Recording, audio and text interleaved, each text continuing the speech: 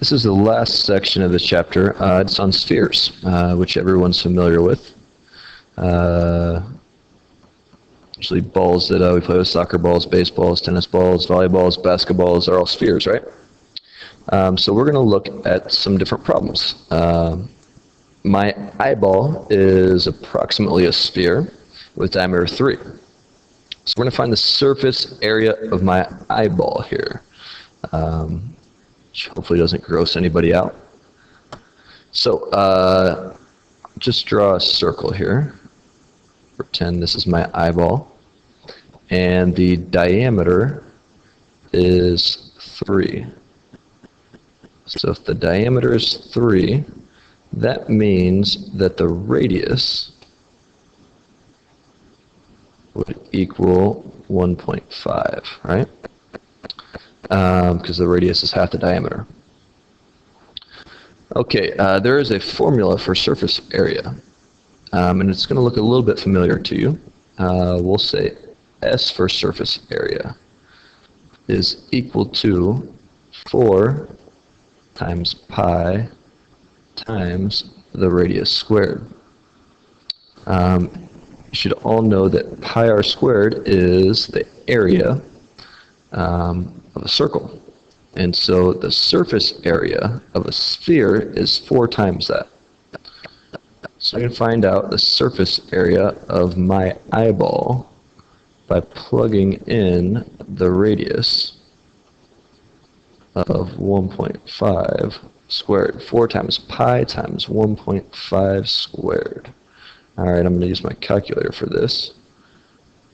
We have 4 times pi times 1.5 to the second power.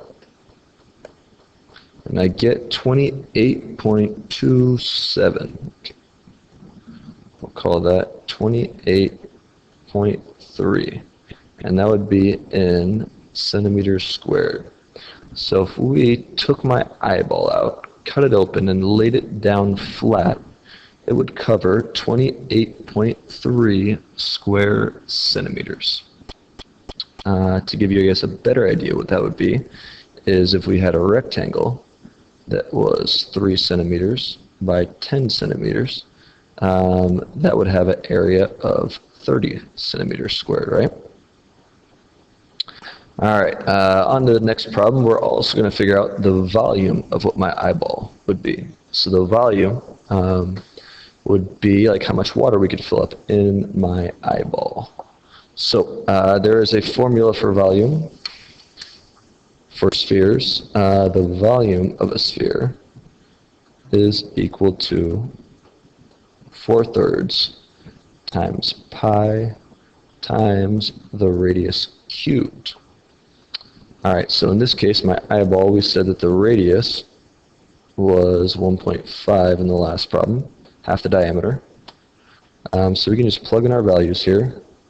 4/3 times pi times 1.5 to the third power. I'm going to use my calculator for that.